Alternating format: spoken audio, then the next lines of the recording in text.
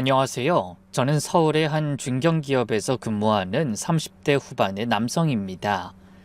오늘 이렇게 사연을 보내게 된 이유는 제가 그동안 얼마나 어리석은 마음으로 착각에 빠져 살아왔는지를 고백하고 싶어서랍니다.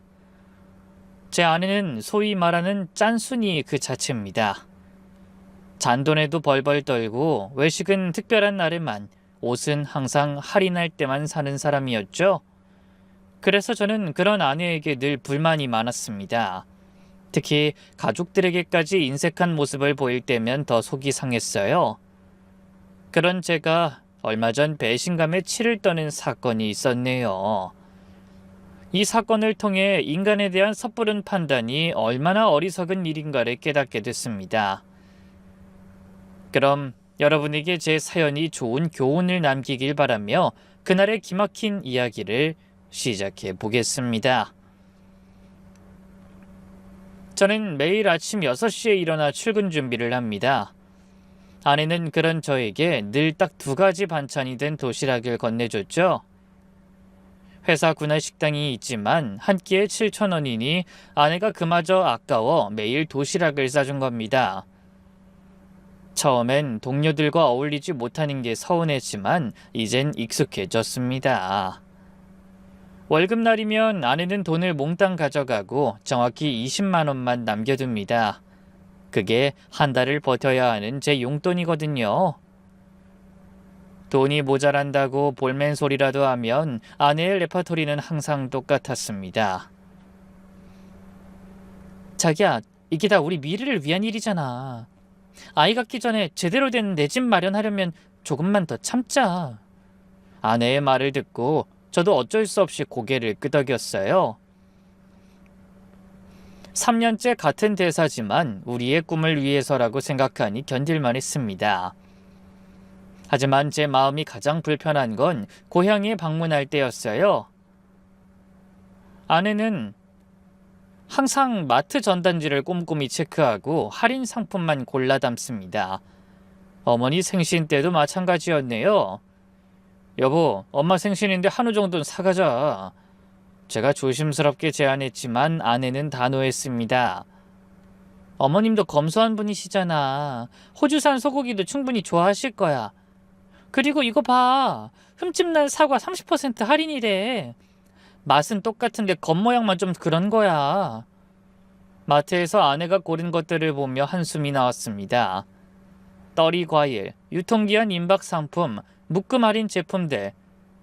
물론 아내 말대로 먹는 데는 지장이 없지만 부모님께 그런 것들을 들고 가는 제 마음은 편치 않았어요. 본가에 도착하면 홀로 사시던 어머니가 늘 반갑게 맞아주셨죠. 제가 사들고 간 것을 내밀며 민망해하면 어머니가 오히려 저를 달래주시곤 했어요. 괜찮아. 우리 며느리가 얼마나 알뜰한지 내가 잘 알지. 명절이면 그 속상함이 배가 되었습니다. 옆집 며느린 백화점 봉투를 들고 최고급 건강식품을 바리바리 가져오는 게 보였거든요. 어머니는 아무렇지 않은 것처럼 떨이 상품을 받고도 좋아하셨지만 저는 죄송스러운 마음을 감출 수 없었습니다. 그러다 정말 제 인내심을 무너뜨린 사건이 일어났어요. 하나뿐인 여동생이 울면서 찾아온 일이 있었거든요. 동생은 저보다 5살 어립니다. 예쁘고 똑똑했지만 돈 관리에는 영 재주가 없었죠. 쇼핑을 좋아하고 친구들과 어울리는 걸 좋아하다 보니 늘 적자였습니다. 게다가 그 일이 있기 얼마 전 다니던 회사도 그만두고 취직 자리를 알아보는 중이었어요. 그날 여동생은 눈이 퉁퉁 부은 채로 우리 집 현관문을 두드렸습니다. 오빠, 나 좀 도와줘. 거실 소파에 앉은 동생이 한참을 울먹이다가 겨우 입을 열었죠. 오빠, 나 어쩌다 보니 카드값이 500만 원이 넘었어. 리볼빙으로 돌리다가 이자가 눈덩이처럼 불어났어. 이번 달까지 못 갚으면 신용불량자가 될 것 같아. 그럼 취업에도 문제 생길지 몰라. 제발 이번 한 번만 도와줘. 얼른 취업해서 꼭 갚을게. 당황스러웠어요. 500만 원이라니. 저한텐 너무나 큰 돈이었죠. 하지만 하나뿐인 동생이 울면서 매달리는데 모른 척할 수가 없었습니다. 그래서 안타까운 표정으로 아내를 바라보며 어떻게든 설득해 보려고 했어요. 여보, 그 수진이가... 근데 아내는 제 말이 채 끝나기도 전에 단호하게 고개를 저었습니다. 안 돼. 아직 내 말 끝나지도 않았어. 카드값 얘기잖아. 당신 표정만 봐도 알겠어. 난 절대 도와줄 생각 없으니까 그런 줄 알아. 그래도 제가 어디 기댈 곳이 또 있어. 내가 유일한 오빠인데. 아가씨가 한두 살 먹은 어린애야? 지금 도와주면 아가씨는 평생 정신 못 차려. 스스로 해결해야 철이 들지. 당신이 죽을 때까지 뒤치다꺼리 할 거 아니면 아가씨 혼자서 알아서 하게 놔둬. 그러더니 방에서 얘기하다 말고 거실로 나가 동생을 똑바로 바라보며 말했습니다. 아가씨, 미안하지만 우린 못 도와줘요. 우리 집 살 때까지 애도 미룬 거 알죠? 지금 아가씨가 생각 없이 친 사고까지 수습할 여력 없으니까 뻑하면 회사 그만두지 말고 어디 가서 알바라도 하면서 스스로 갚아요. 동생의 얼굴이 창백해졌습니다. 언니, 제가 잘못한 거 알아요. 얼마나 급하면 여기로 왔겠어요. 이번만 도와주시면. 그런 말이 몇 번째예요? 작년에도 오빠가 사정사정해서 200만 원 줬잖아요. 그것도 아직 못 갚았으면서 어떻게 500만 원 소리를 또 꺼내요? 아내의 말이 맞긴 했습니다. 여동생은 같은 문제로 지난해에도 돈을 빌렸고 그것도 갚지 못한 상태였죠. 하지만 그래도 동생인데 너무 야박하게 구는 아내가 섭섭하더군요.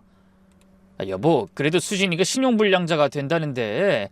제가 다시 한번 조심스럽게 말을 꺼냈지만 아내는 고개를 저었어요. 우리가 지금 그런 여유가 있는 줄 알아? 지금보다 더 악착같이 모아도 부족하다고. 자꾸 이러면 자기 용돈 20만 원도 줄이는 수가 있어? 나라고 왜 친정이랑 어머니한테 갈 때 한우 안 사가고 싶겠어? 그래도 우리 미래를 위해서 지금은 아껴야 하니까 그런 거잖아. 그러더니 여동생을 향해 다시 한번 말했습니다. 아가씨, 이번 기회에 제발 정신 차려요. 돈이 얼마나 무서운지, 빚이 얼마나 무서운지 똑바로 배우라고요. 벌써 취직한다고 한 게 몇 달째예요. 일단 아르바이트라도 구해서 어떻게든 스스로 해봐요. 그래야 다신 이런 일 안 만들어요. 동생의 눈에서 눈물이 뚝뚝 떨어졌습니다. 언니 정말 너무해요. 언니 동생이 이런 일 당했어도 그렇게 말할 거예요? 언니한텐 전 가족도 아니죠? 내 동생이요? 그럴 일도 없겠지만 내 동생이 그 나이에 아직도 정신 못 차리고 있으면 난 때려서라도 가르칠 거예요. 진짜 가족이 아닌 건 아가씨죠?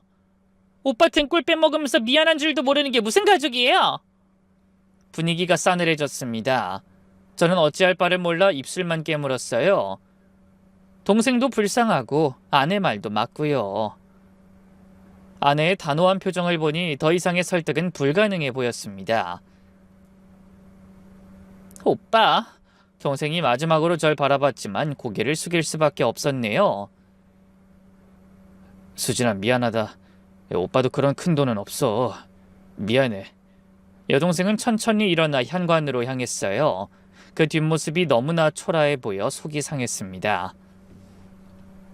신발을 신으며 돌아보는 눈에 원망이 가득하더군요.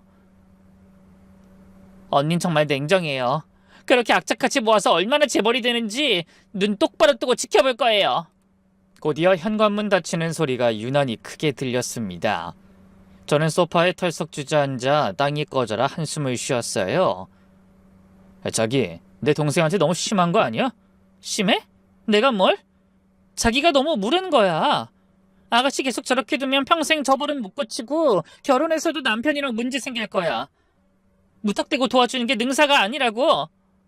아내의 말이 옳다는 걸 알면서도 씁쓸한 마음을 감출 수 없었습니다. 아무리 그래도 가족이고 저랑 피를 나는 동생인데 그렇게 교과서처럼 무자르듯 모질게 해야 하는 건지 원망스럽더라고요. 그날 밤 잠을 이룰 수 없었습니다. 동생의 원망 가득한 눈빛이 자꾸만 떠올랐거든요. 앞으로 애가 혼자 어떻게 카드빚을 감당할지 걱정스러워 머리만 복잡해졌죠. 제 맘도 모르고 아내는 옆에서 곤히 잠들어 있었습니다. 그 얼굴을 바라보니 속에서 부하가 치밀었어요. 막말로 제가 놀고 먹는 백수도 아니고 종일 열심히 뛰어다니며 밥벌이 잘하는데 정작 제가 원하는 곳에 땡전 한 푼 마음대로 쓸 수 없다는 사실이 은근슬쩍 화가 나더라고요. 하긴 뭐 아내가 그렇게 인색한 건 하루 이틀 일이 아니었어요. 연애할 때도 남다르게 알뜰하긴 했죠.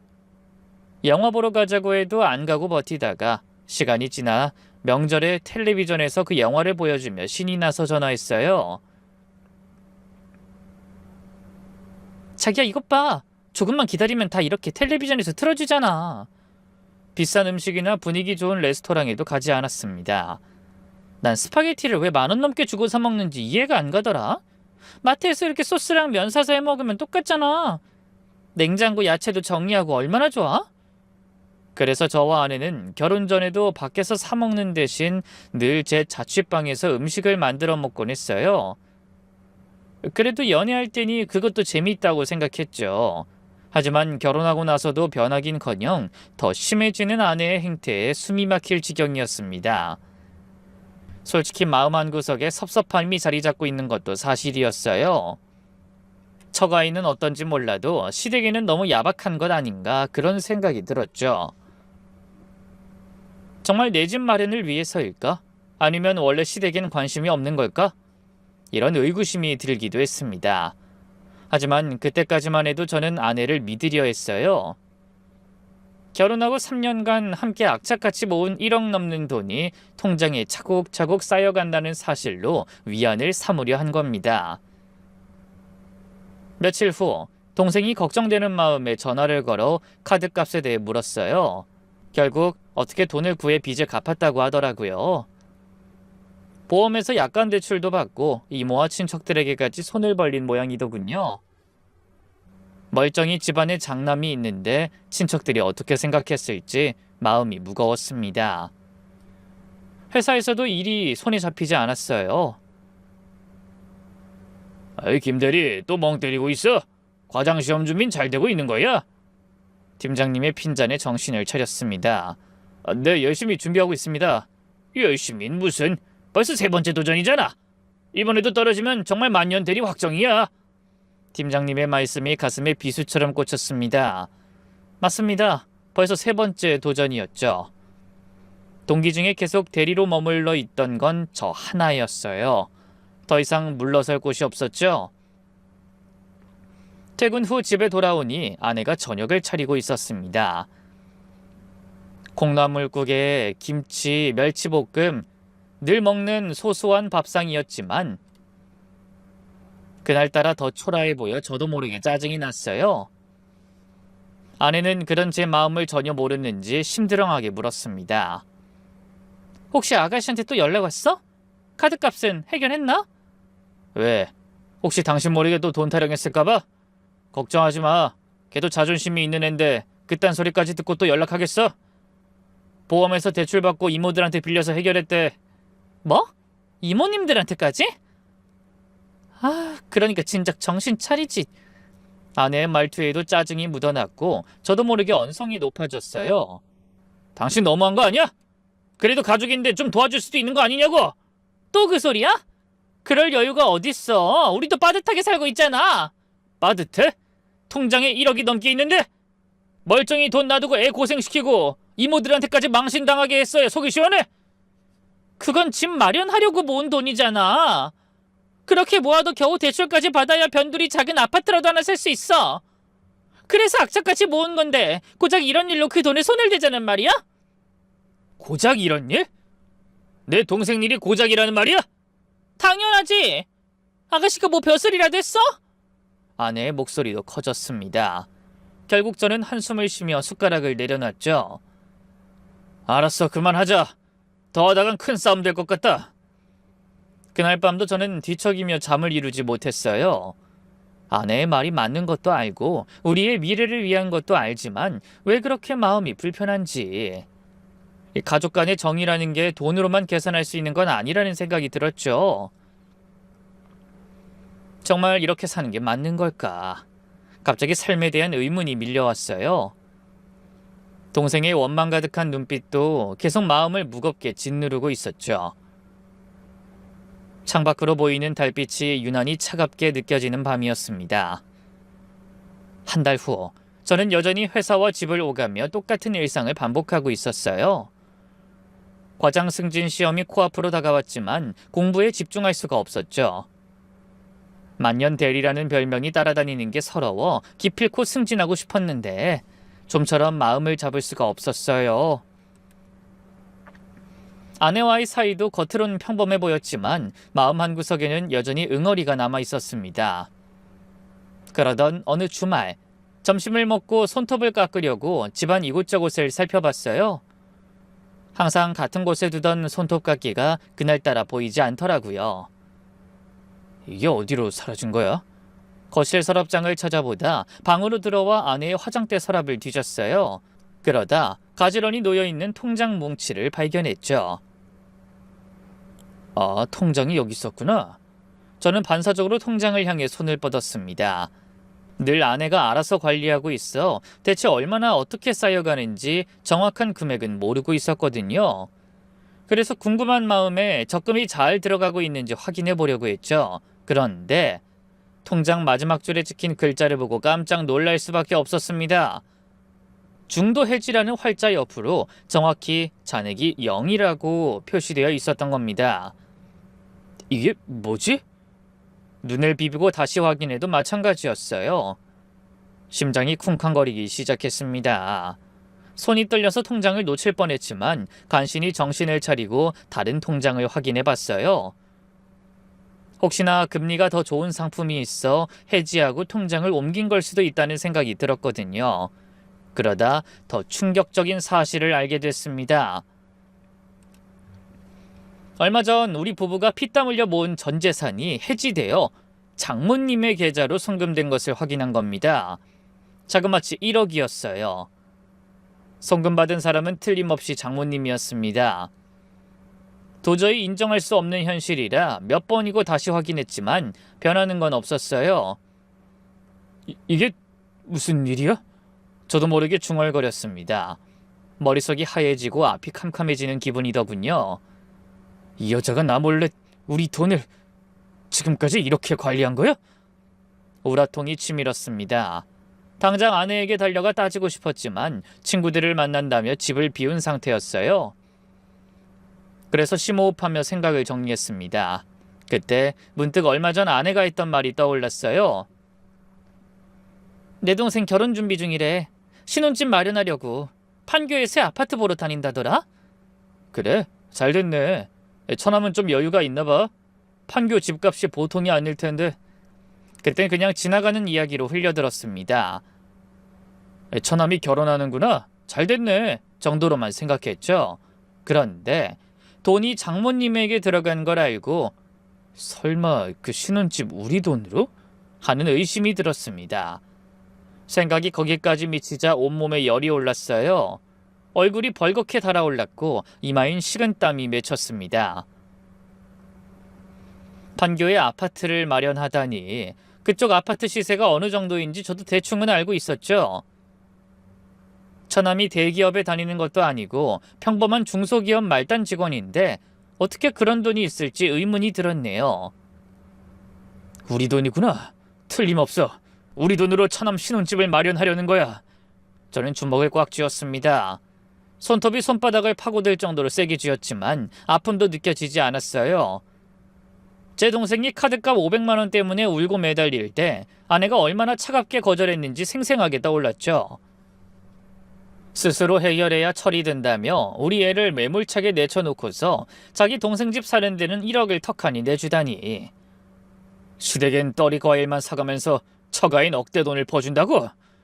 너무 기가 막혀 감당할 수 없는 분노가 밀려왔어요. 홀로 사시는 어머니한테도 늘 수입산 고기만 사가는 아내지만 입버릇처럼 말하던 내 집 마련, 그 말 때문에 모든 걸 참아왔는데 다 거짓말이었어. 집 살 돈이 아니라 처가 뒷바라질 돈이었던 거야. 너무 화가 나서 아내에게 전화를 걸었지만 뭐가 그렇게 재밌는지 받지 않았어요. 그래서 결국 저는 참지 못하고 집을 나섰습니다. 밖으로 나오자 신선한 바람이 얼굴에 닿았지만 제 화를 식히기엔 역부족이었죠. 큰 길에 나서 망설임 없이 택시를 잡았습니다. 평소 같으면 돈이 아까워서 버스나 지하철을 탔겠지만 그땐 그런 걸 신경 쓸 여력이 없었어요. 택시를 잡다 보니 나이 30이 훌쩍 넘도록 자동차 한 대가 없는 것도 화가 났네요. 그것도 검소함이 지나친 마누라 탓이었습니다. 연애할 때부터 자동차 사려는 저를 말리고 나섰거든요. 차 가지고 있으면 돈이 얼마나 깨지는지 알아? 기름값에 보험료에 나이가 많아서 다리 아픈 것도 아니고 젊디 젊은 나이에 그게 무슨 낭비야. 그래도 요즘 직장인 중에 차 한 대 없는 사람 없어. 자긴 남자친구가 자동차도 없다는 말하기 창피하지도 않아? 그게 무슨 말 같지도 않은 소리야? 남들이 우리 인생 대신 살아줘? 난 그런 거 필요 없어. 요즘 지하철이 얼마나 잘 돼 있어. 그거 타고도 서울 근교까지 얼마든지 여행할 수 있다고. 결혼하고도 마찬가지였어요. 혹시나 급한 일이 생길지 모르니 소형차라도 사자는 제 말에 아내는 이렇게 말했었죠. 지금은 우리 둘뿐인데 꼭 차가 필요할 일은 없을 것 같아. 정 급하면 렌터카 빌리면 되고 나중에 돈 모아서 우리 집 생기고 아이 낳으면 그때 사자. 그래서 저는 그때까지 뚜벅이 신세를 면하지 못하고 있었어요.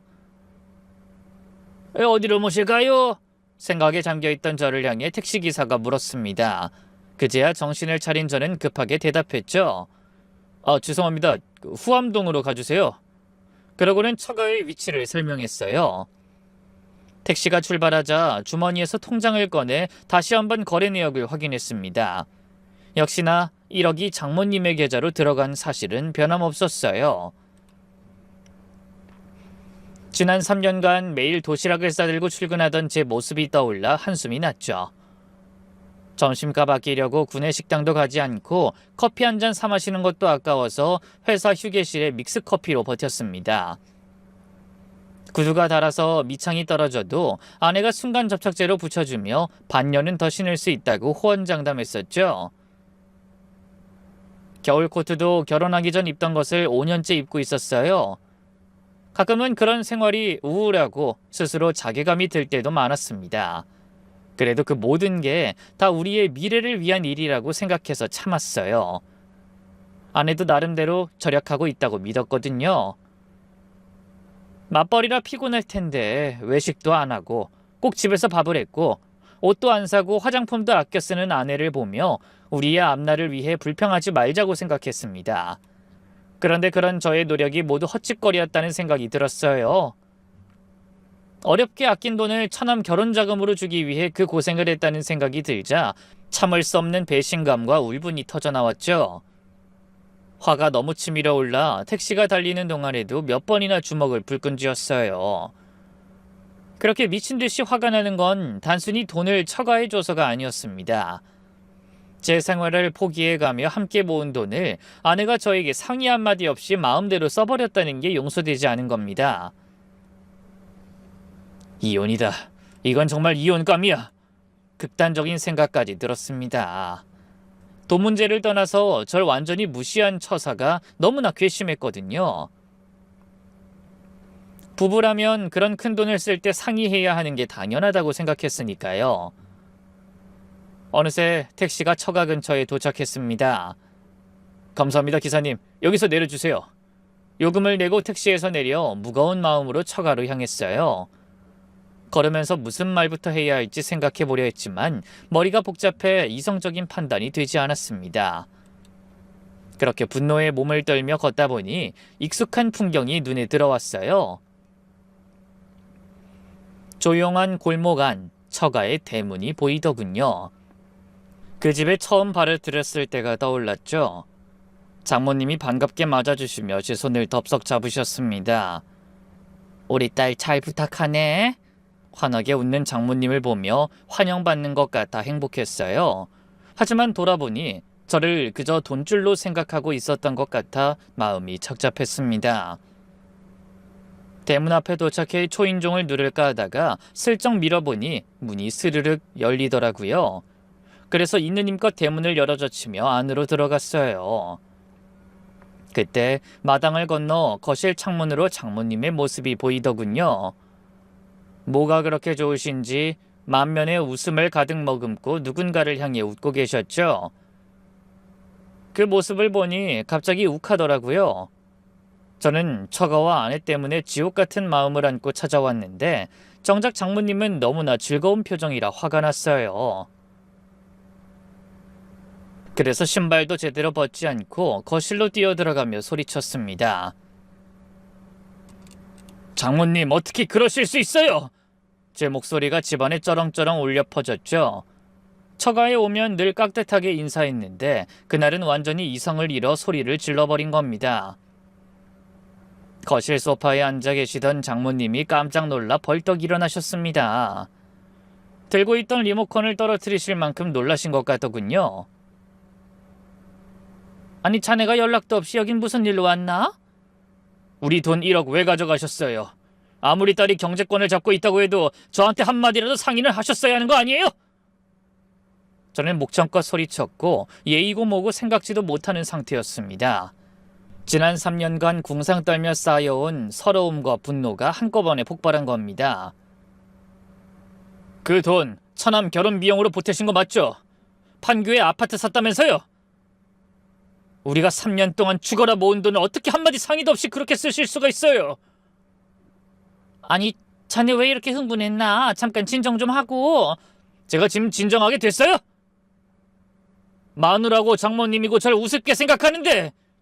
목소리가 점점 커졌습니다. 이마에는 땀이 맺혔고 얼굴은 벌겋게 달아올랐죠. 그때 안방문이 열리며 아내가 창백해진 얼굴로 걸어 나왔습니다. 자기가 여기 어떻게... 뭐야, 당신이야말로 친구 만난다고 하더니 또 친정에 와 있었던 거야? 왜? 1억이 모자라서 더 드리려고 온 거야? 저는 아내를 노려봤습니다. 아마 배심감과 분노가 뒤섞인 눈빛이었을 거예요. 아내는 사색이 된 얼굴로 더듬거리며 말했습니다. 당신이 그걸 어떻게... 혹시 통장 본 거야? 그래, 우리 통장에서 1억이 사라졌는지 나만 까맣게 모르고 있더라? 송금 받는 사람은 장모님이고 이걸 어떻게 설명할 거야? 아내가 입술을 깨물었습니다. 대답하지 못하고 머뭇거리는 모습이 제 의심을 확신으로 바꿔놓더군요. 시댁인 떨이 과일이나 사가고 시누이가 빚 때문에 울며 매달려도 차갑게 거절했으면서 처가인 그렇게 큰 돈을 상의 한마디 없이 내놔? 어떻게 그럴 수가 있어? 네가 하라는 대로 다 맞춰주니까 내가 우스워? 너무 흥분해서 테이블을 쾅 내리쳤습니다. 그 위에 있던 리모컨과 잡지들이 흔들림에 못 이겨 바닥으로 떨어질 정도였죠. 자기 잠깐만 진정하고 내 말 좀 들어봐. 아내가 다가오려 했지만 저는 한 걸음 뒤로 물러났습니다. 지금 진정이 되겠어? 3년을 개미처럼 일하고 내 마음대로 한 푼 써보지도 못했는데 매일 도시락 싸들고 다니고 커피 한 잔 값도 아낀 내가 등신같지? 말하다 보니 서러움이 몰려와 눈물까지 찔끔 났습니다. 액수가 문제가 아니었어요. 그동안 아내가 저와 시댁을 얼마나 우습게 봤으면 그런 짓을 했는지 너무나 화가 나서 참기가 어려웠네요. 우리 엄마 생신 땐 고기 한 근도 아까워하더니 처남 집은 사줘? 이게 말이 돼? 집이라니 그게 무슨 소리야? 오해야. 제발 앉아서 얘기하자. 아내의 목소리가 떨렸습니다.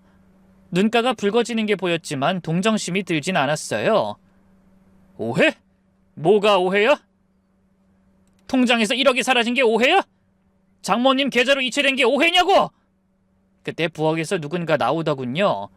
막내 처제였어요. 형부, 무슨 일이에요? 형부답지 않게 왜 이렇게 소리를... 처제도 알고 있었지. 언니가 오빠 집 사는데 보태라고 돈 준 거 맞지? 처제가 당황한 표정으로 아내를 바라보다가 저를 향해 고개를 돌렸습니다. 아니 형부, 그런 게 아니라... 그럼 뭐야? 처남은 어딨어? 당장 나와보라고 해! 제가 거실을 둘러보며 소리쳤습니다. 하지만 처남은 보이지 않았어요. 오빤 잠깐 볼 일이 있어서 나갔어요.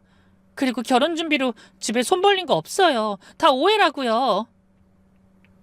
처제의 말에 저는 코웃음을 쳤습니다. 오해? 판교 집값이 얼만데 그걸 무슨 수로 처남이 혼자 해결해? 그게... 처제가 말을 더듬거렸습니다. 뭔가 숨기는 게 있는 것 같았죠. 그 모습을 보고 장모님이 한숨을 쉬시며 말씀하셨어요.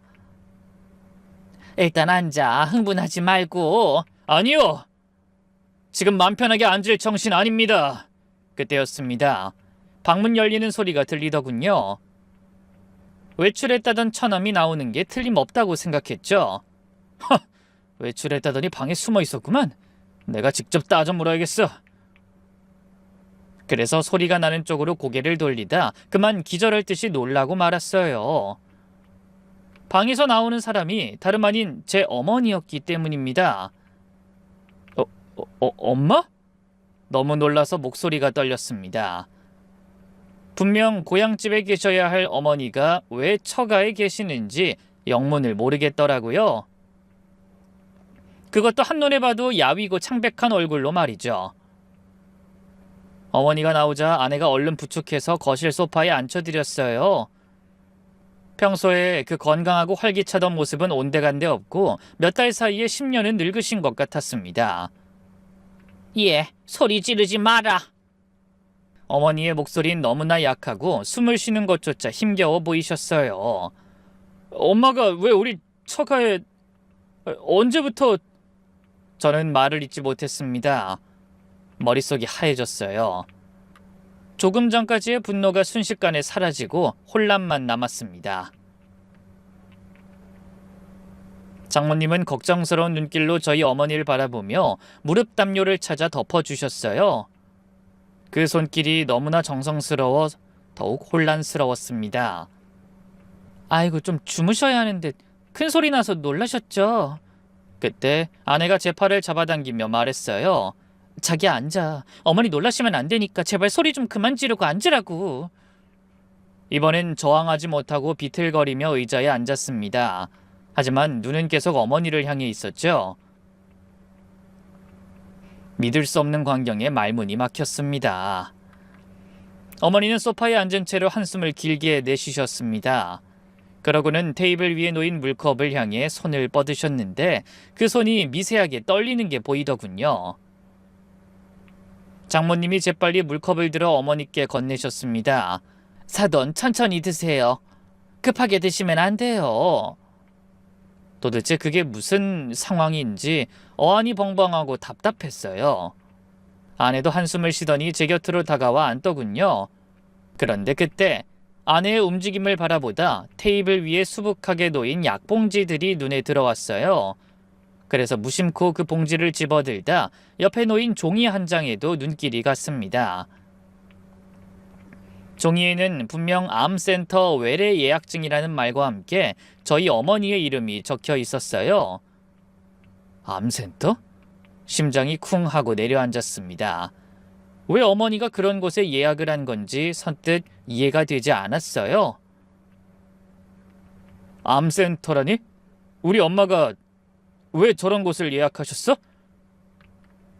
제가 입을 열자 갑자기 거실이 찬물을 끼얹은 듯 고요해졌습니다.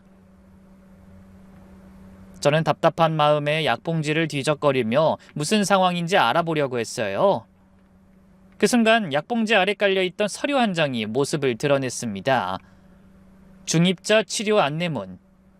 중입자 치료. 들어본 적이 있는 말이었습니다. 언젠가 건강 프로에서 본 적이 있었어요. 획기적인 최첨단 암치료법이라고 했던 기억이 나더군요. 하지만 보험 적용이 되지 않아 치료비가 엄청나게 비싸 꿈의 치료법이라고 불린다던 설명이 떠올랐죠. 저는 떨리는 손으로 그 안내문을 집어 내용을 읽어 내려갔습니다.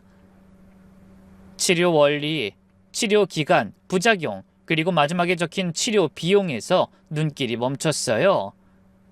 예상 치료비 약 1억 2천만 원. 손에 힘이 빠져 서류가 미끄러져 떨어졌습니다. 테이블 위에는 약봉지 외에도 병원 검사 결과지와 입원 안내문, 치료 일정표, 거기다 어머니의 이름이 적힌 의사의 진단서가 놓여 있었어요.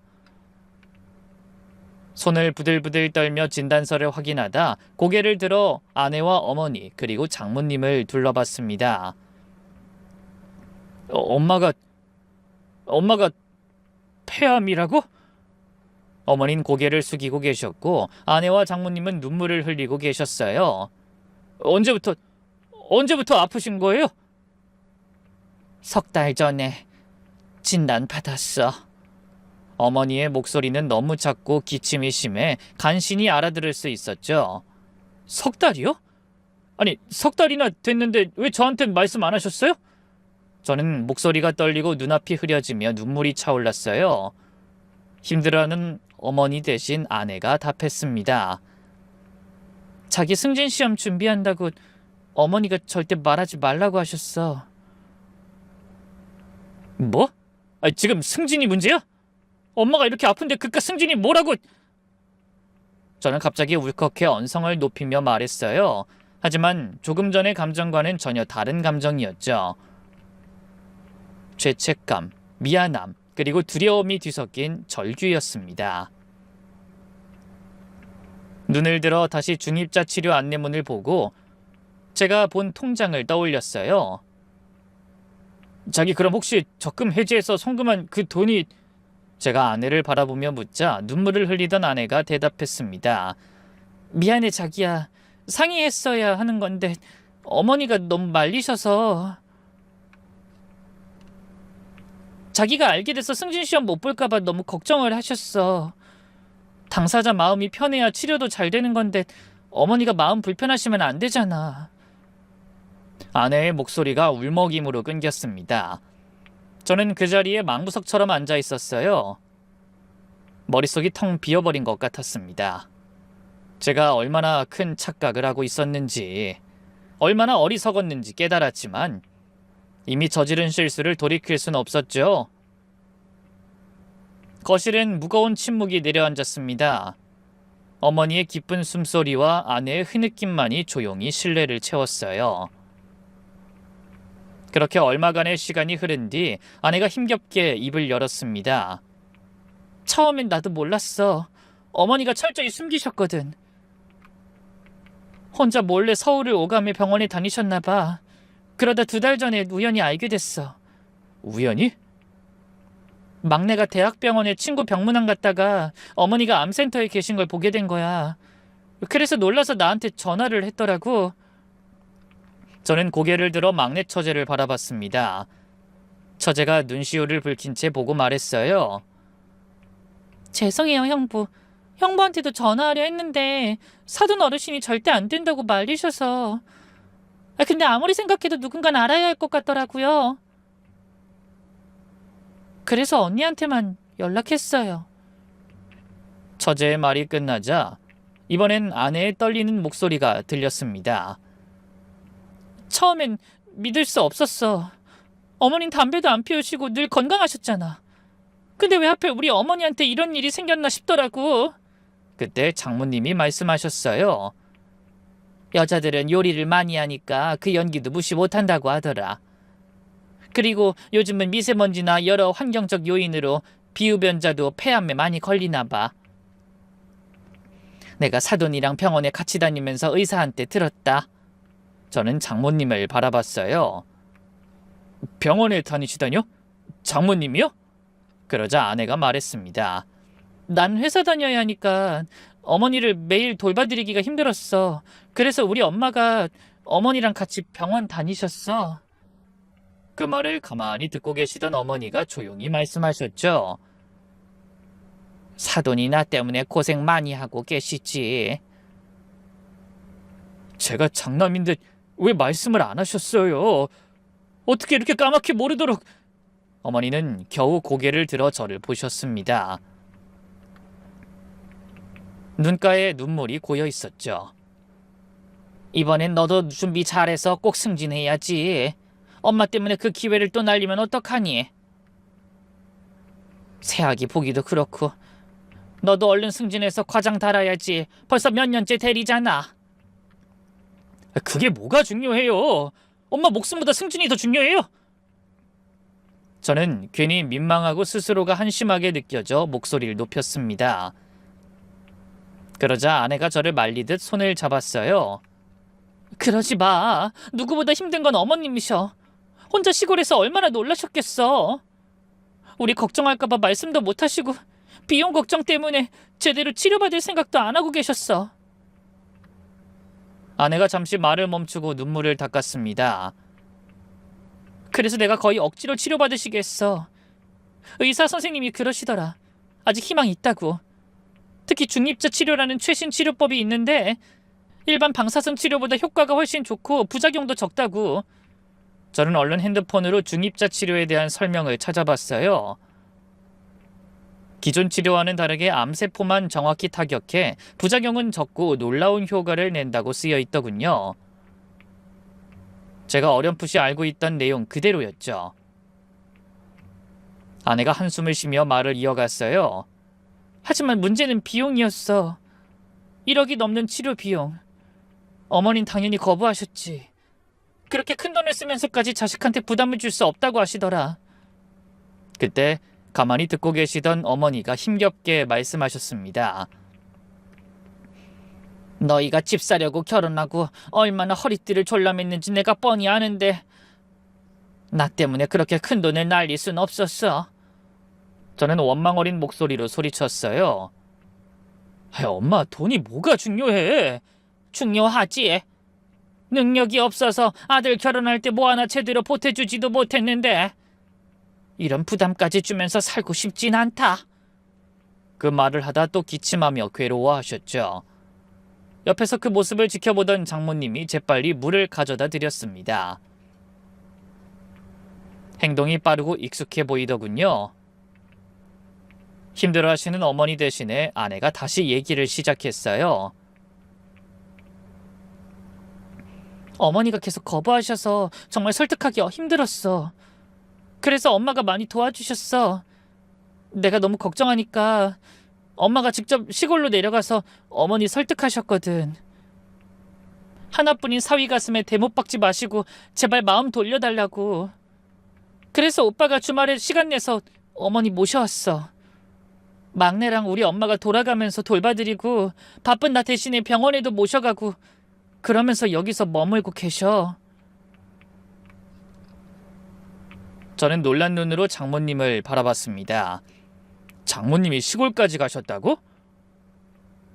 그리고 우리 엄마가 여기서 병원에 다니세요? 그래. 사돈이 얼마나 고집이 세신지 설득하느라고 정말 진땀 뺐어. 처제도 한마디 했습니다. 저도 언니 때문에 빨리 사돈 어르신이 마음 돌리시길 바랬어요. 회사에서도 정신없고 형부는 승진 시험 준비한다고 예민하고 거기다 시어머니 설득까지. 한동안 제대로 잠도 못 잤거든요. 저는 아내를 바라봤습니다. 그러고 보니 아내가 많이 야윈 것 같더라고요. 그동안은 그저 일 때문이라고 생각했는데 그게 저희 어머니 때문이었다니 상상도 못한 일이었어요. 더구나 처가의 온 식구가 어머니의 치료를 위해 발벗고 나섰으면서도 제 승진을 위해 쉬쉬했다는 사실에 감정이 복받쳤습니다. 그럼 장모님이 병원까지 동행하면서 엄마 치료를 도와주신 거예요? 당연하지. 서울 지리도 잘 모르시고 병원도 복잡하잖아. 애들은 다 일하러 다니니 한가한 내가 가는 게 당연한 거 아닌가? 그게 쉬운 일이 아닌데. 검사받고 결과 기다리고 의사 상담받고 그럼 하루 종일 걸리신 거 아니에요? 그럼 어떤가? 두 여자가 자식들 흉도 잔뜩 보고 살아온 얘기도 하고 난 좋은 친구 얻은 것 같아서 좋았어. 저는 죄책감에 고개를 들 수가 없었습니다. 고개를 숙인 저에게 아내가 모든 사건의 발달이 된 돈 문제에 대해 얘기를 시작했어요. 치료비 문제는 먼저 상의하지 못해서 미안해. 어머니가 끝까지 자기는 모르길 바라셔서 먼저 말할 수가 없었어. 자기가 오해할 만도 해. 엄마 계좌로 그 큰 돈을 보냈으니.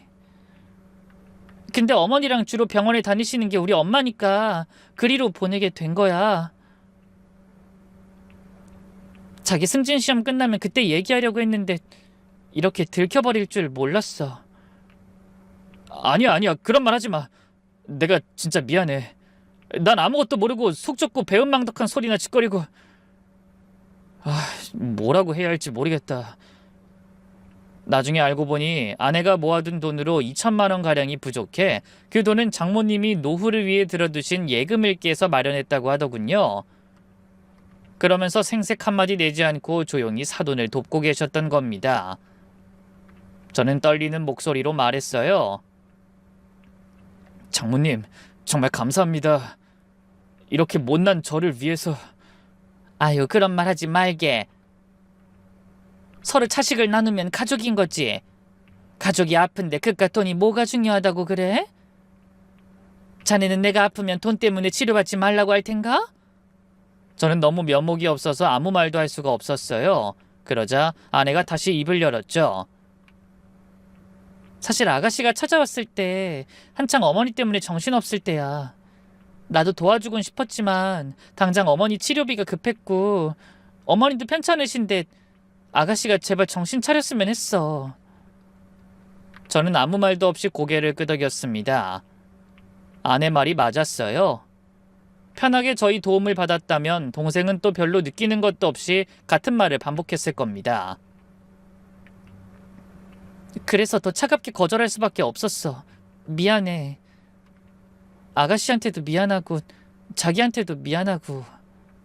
아니야, 내가 미안하지. 내가 진짜 입이 10개라도 할 말이 없어. 미안해, 자기야. 장모님, 정말 죄송합니다. 처제, 미안해. 그때 처제가 말했습니다. 괜찮아요. 근데 형부, 우리 오빠 집 얘기 말인데요. 오해하시면 안 돼요. 사실 오빠가 언니보다 더한 사람이거든요. 뭐? 그게 무슨 말이야, 처제? 오빠도 진짜 독한 사람이라고요. 오빠는 대학 때부터 술, 담배 안 하면서 악착같이 돈을 모았어요. 30 넘은 남자들은 다들 독립하는데 나가면 쓸데없이 돈 나간다고 결혼하기 전까지 여기 살잖아요. 짠돌이도 그런 짠돌이가 없다니까요. 그게 정말이야? 처남이 술, 담배 안 하는 게 돈 때문이라고? 네.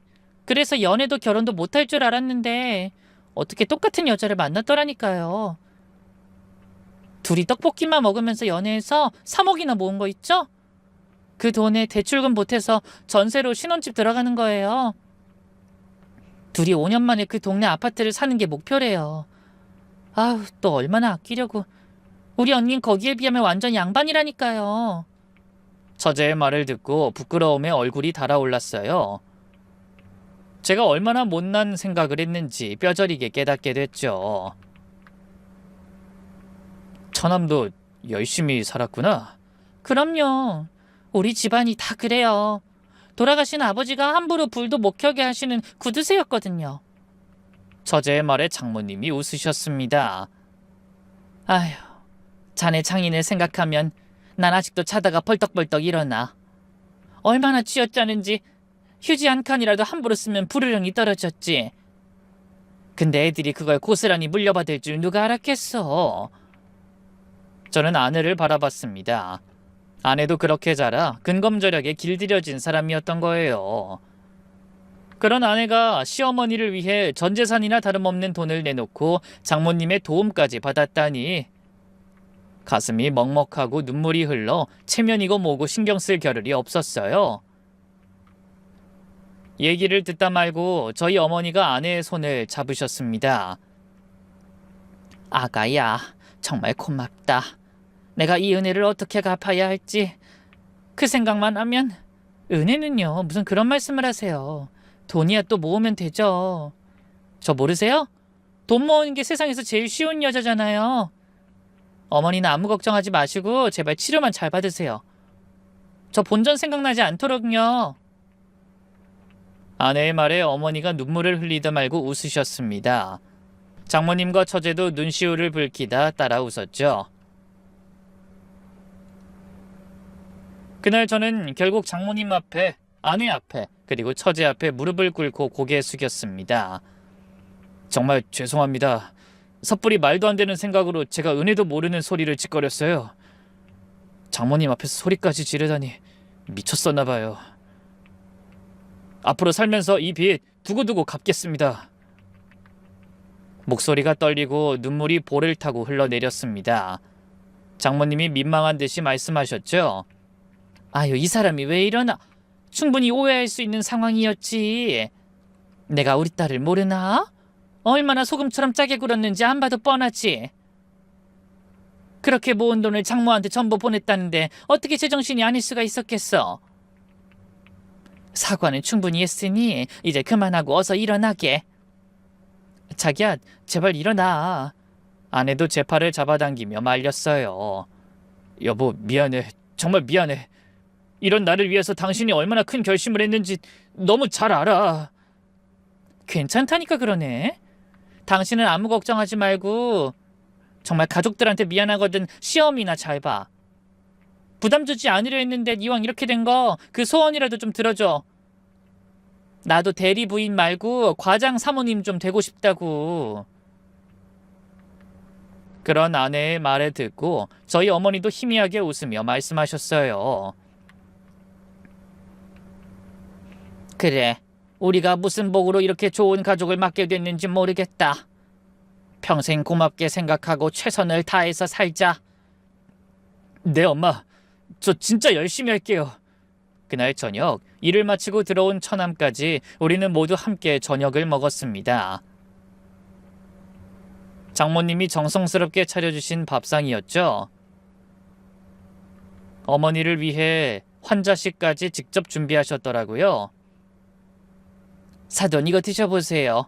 영양죽인데 병원에선 이런 거 드시면 좋다고 해서요. 정말 고마워요, 사돈. 아휴, 계속 폐만 끼치네요.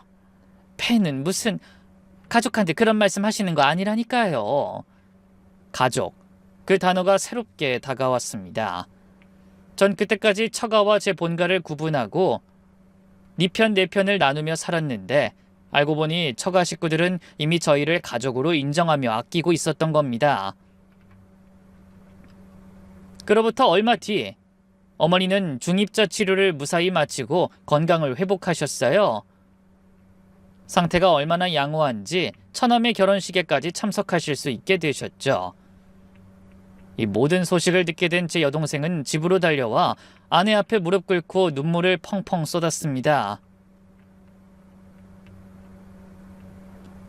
언니, 감사해요. 전 그런 것도 모르고 언니가 정도 없는 사람이라고 얼마나 원망했는지 몰라요. 저 엄마랑 언니를 위해서라도 이번엔 정말 열심히 일할게요. 동생은 작은 건축사무소에서 경리로 취직했다고 하더니 정말 전과는 달라진 모습으로 성실하게 일하고 계획적으로 돈을 관리하기 위해 아내에게 조언도 구했습니다. 그리고 드디어 저도 만년 대리꼬리표를 떼고 과장이 되었어요. 어머니는 눈물까지 글썽이며 기뻐하셨죠. 그렇게 모진 비바람이 지나가고 평화를 찾은 어느 저녁, 아내가 말했습니다. 자기, 우리 이제 다시 시작하자. 어? 뭘 다시 시작해? 적금 다시 모아야지. 이번엔 더 열심히, 더 빨리. 저는 그런 아내를 보며 빙긋이 웃었어요. 그래, 좀 오싹한 기분이 들긴 하지만 이번엔 투덜거리지 않고 열심히 할게. 그 대신 마지막으로 이거 하나만 받아줘. 뭐? 당신한테 꼭 사주고 싶었던 거야. 상의 없이 돈 써서 진짜 미안한데 내 마음이니까 받아줘. 그러면서 얼른 방에 들어가 퇴근하면서 사온 선물을 내밀었어요. 아내는 고개를 갸웃거리며 상자를 열어보다 깜짝 놀랐습니다. 제가 큰맘 먹고 산 목걸이가 들어있었거든요. 아내의 길고 하얀 목이 허전한 게 늘 마음에 걸렸던 제가 오랜 시간 고민하다 준비한 선물이었어요. 결혼할 때도 다른 예물은 필요 없다던 아내 때문에 금반지 하나 덜렁 나눠 낀 게 다였거든요. 저는 두근거리는 마음으로 아내의 표정을 살폈습니다. 그런데 불호령이 떨어질지 모른다는 생각한 것과는 다르게 아내는 눈물까지 글썽이며 말했어요. 고마워, 자기야. 너무 예쁘다. 자기가 걸어줄래? 저는 얼른 일어나서 아내의 뒤로 돌아가 목걸이를 걸어줬어요. 빛나는 목걸이가 아내의 고운 얼굴을 더 돋보이게 하더군요. 둘 다 가슴이 먹먹해 아무 말도 못하고 서로의 얼굴을 바라봤습니다. 그런데 그때 아내가 눈물이 쏙 들어갈 말을 꺼냈어요. 목걸이는 너무 고마운데 내일부터 도시락 반찬은 김치뿐이야. 어머니가 총각김치랑 파김치 많이 보내주셨거든. 이 목걸이 값만큼 아끼려면 2달은 김치만 먹어야 할 듯. 뭐?